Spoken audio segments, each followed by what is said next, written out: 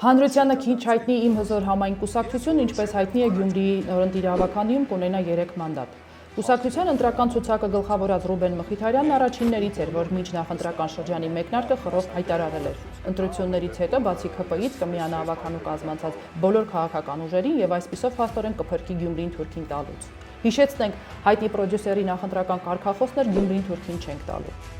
Մխիթարյանը փաստորեն որոշեց միանալ եւ քաղաքը տալ Կոմկուսի ցուցակով մասնակցած եւ ընտրությունների արդյունքում 8 մանդատ ստացած Վարդան Ղուկասյանին։ Մխիթարյանի, ինչպես նաև Մայր Հայաստանի ցուցակը գլխավորած Կարեն Սիմոնյանի այս որոշմանը, ինչպես կասեր ՀՀԿ փոխնախագահ Արմեն Աշոտյանը, թյոմակ արեց մեր քաղաքը դաշինքի առաջին համար, պատիվ ունեմական падգամավոր Մարտուն Գրիգորյանը, որը 3 օր առաջ հայտարարեց, անհրաժեշտ 2 ձայն կտա, որպեսզի Գյումրին 13 տարի կառավարած իր Եֆրեմի Ախոյանը, Վարդան Ղուկասյանը նորից դառնա քաղաքի թիվ 1 ասողը։ Ղուկասյան ասացինք, հիշեցինք։ 2020 թվականի իր հարցազրույցներից մեկում Մխիթարյանն անդրադառնալով Գյումրին թալանածների վերաբերյալ հարցին մի հետաքրքիր առաջարկ է արել։ Ես չեմ ասել, որ Գյումրին թալանել են։ Ես ասել եմ, որ անդադար խոսվում է այն մասին, որ Գյումրին թալանել են եւ անդադար խոսվում է այն մասին, որ Գյումրին թալանել են Վարդան Ղուկասյանը եւ Անդրանիկ Քոչարյանը տարբեր ժամանակաշրջաններում։ Ես ասել եմ, երբ որ անդադար դրա մասին խոսվում է, կամ մի անգամ ստեղծեք հանձնաժողով բացահայտեք դա, մի անգամ մեկընդմիշտ կամ դադարեցրեք այդ ամեն ինչի մասին խոսելը,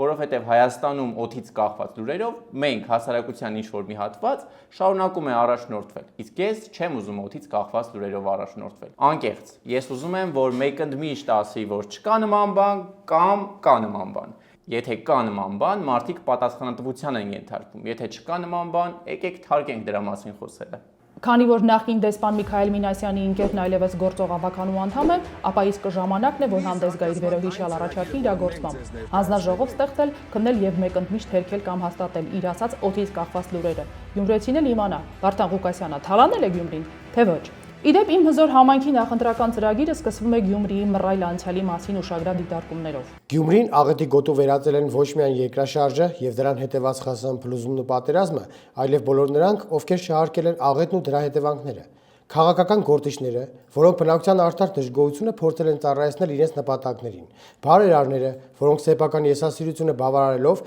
բնակչությանը դատապարտում էին ուրացկանության։ Տարատեսակ չինովնիկներն ու խաբեբաները, որոնք օգնության անվան տակ զբաղված էին թալանով։ Չնայած այդքան փորձություններին Գյումրին կա,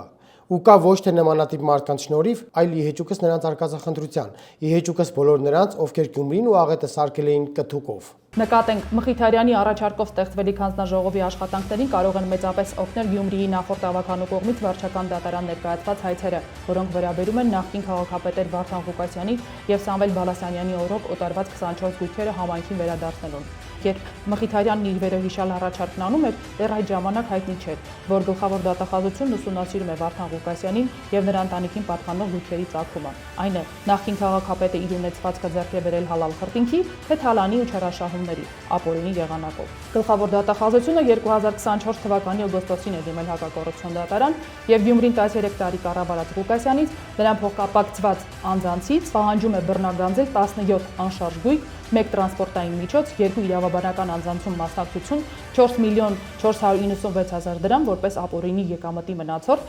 218 միլիոն 335 հազար դրամ, որը չի հիմնավորվում անձի օրինական եկամուտներով, ունի ապօրինի ծագում, փոխանցվել է բարեխիղճ ձեռքբերողի կամ հնարավոր չէ նույնականացնել։ Չմոռանաք հավանել տեսանյութը եւ բաժանորդագրվել Civic AM-ի YouTube-յան էջին։